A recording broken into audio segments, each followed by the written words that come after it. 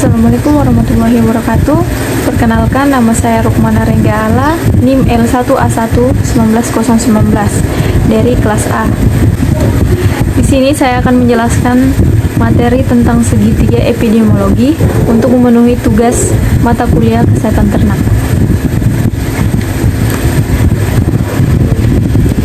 Segitiga epidemiologi adalah umumnya dikenal dengan istilah trias epidemiologi, merupakan konsep dasar yang memberikan gambaran penjelasan mengenai hubungan tiga faktor utama yang berkontribusi dalam terjadinya penyakit dan masalah kesehatan lainnya.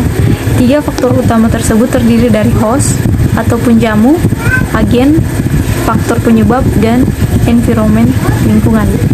Hubungan antara ketiga faktor tersebut merupakan suatu kesatuan yang dinamis yang berada dalam keseimbangan di sekuilibrium pada seseorang yang sehat. Hubungan keseimbangan antara tiga faktor utama tersebut, yang pertama itu host peka terhadap penyakit. Interaksi kedua ini terjadi apabila host memberatkan keseimbangan sehingga batang pengungkit miring ke arah host. Pada model ini, host lebih peka terhadap penyakit. Kedua, agen mendapat kemudahan menimbulkan penyakit. Pada interaksi ketiga ini, dapat dikatakan bahwa agen mendapat kemudahan untuk menimbulkan penyakit pada host. Pada model ini, agen memberatkan keseimbangan sehingga batang pengungkit miring ke arah agen. Pergeseran kualitas lingkungan sehingga agen mendapat kemudahan menimbulkan penyakit. Pada interaksi keempat ini, terjadi pergeseran kualitas lingkungan sehingga memudahkan agen memasuki host dan menimbulkan penyakit. Dalam interaksi ini, agen akan memberatkan keseimbangan. Penyebab keseimbangan karena bergesernya titik tumpu. Pergeseran kualitas lingkungan sehingga host peka terhadap penyakit. Interaksi kelima adalah adanya pergeseran kualitas lingkungan sehingga host memberatkan keseimbangan. Host sangat peka terhadap penyakit. Penyebab ketidakseimbangan disebabkan oleh bergesernya titik tumpu. Ada tiga komponen utama dalam model segitiga epidemiologi atau D-epidemiologi triad. Yang pertama itu faktor penjamu atau host. Pada faktor ini, yaitu semua yang melekat pada diri manusia yang dapat mempengaruhi timbulnya penyakit serta perjalanan suatu penyakit. Faktor tersebut terdiri dari yang pertama yaitu umur. Umur dapat mempengaruhi status kesehatan karena terdapat kecenderungan penyakit menyerang tubuh manusia pada kelompok umur-umur tertentu. Contohnya seperti penyakit campak dan difteri yang umumnya menyerang anak-anak, sedangkan penyakit stroke, hipertensi, diabetes yang umumnya menyerang lansia. Kedua itu jenis kelamin. Jenis kelamin dapat mempengaruhi status kesehatan. Hal ini karena ada beberapa penyakit yang hanya diterima pada wanita dan tidak dialami oleh pria atau sebaliknya. Ketiga itu genetika atau keturunan. Faktor ini dapat mempengaruhi status kesehatan, misalnya buta warna, hemofilia, sickle cell disease yang hanya diturunkan karena faktor genetik. Keempat itu ras, etnik, atau warna kulit. Terdapat perbedaan antara ras kulit putih dan kulit hitam. Misalnya ras kulit putih lebih berisiko terkena penyakit kanker kulit dibandingkan ras kulit hitam, sehingga ras, etnik, warna kulit dapat mempengaruhi status kesehatan seseorang.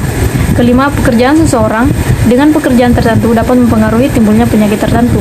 Keenam, status pernikahan. Sering disebutkan bahwa para perjaka sering mengalami kecelakaan yang cukup tinggi dibandingkan para lelaki yang telah berkeluarga.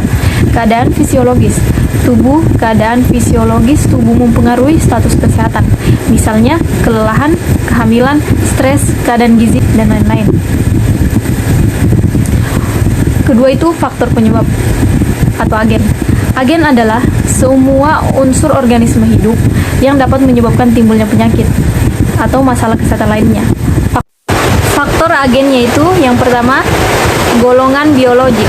Umumnya pada golongan ini yang banyak menimbulkan penyakit adalah mikroorganisme seperti bakteri, jamur, virus, protozoa, dan lain-lain. Kedua itu golongan kimia. Beragam zat kimia yang dapat menyebabkan timbulnya penyakit pada seseorang, baik yang berasal dari dalam tubuh maupun dari luar tubuh manusia. Ketiga, golongan fisik. Faktor fisik yang dapat mempengaruhi timbulnya penyakit dalam bentuk fisik atau benda yang dilihat oleh mata, seperti suhu yang terlalu tinggi atau rendah, suara yang terlalu bising, kelembaban, kebisingan, dan lain-lain. Keempat, golongan gizi atau nutrien. Gizi ialah zat yang diperlukan tubuh untuk melangsungkan fungsi kehidupan manusia. Apabila seseorang kekurangan atau kelebihan zat gizi, maka akan dapat berdampak pada timbulnya masalah kesehatan. Keenam yaitu golongan mekanik. Golongan ini lebih banyak dikategorikan ke dalam golongan fisik. Tetapi pada golongan ini lebih banyak disebabkan oleh kelalaian manusia seperti pukulan dalam pekerjaan dan sebagainya. Ketiga itu faktor lingkungan atau environment. Faktor lingkungan atau environment adalah segala sesuatu yang berada di sekitar manusia serta beragam pengaruh luar yang mempengaruhi kehidupan dan perkembangan manusia. Adapun faktor lingkungan adalah sebagai berikut. Yang pertama itu lingkungan fisik dapat meliputi air, tanah, keadaan geografis, keadaan geologi.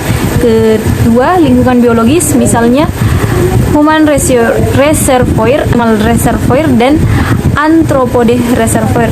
Ketiga itu lingkungan sosial ekonomi misalnya arus penduduk, kepadatan penduduk di suatu negara atau daerah, status perekonomian, nilai-nilai sosial yang terdapat di suatu wilayah, keadaan sosial masyarakat, urbanisasi, stratifikasi sosial. Ya, itulah tadi penjelasan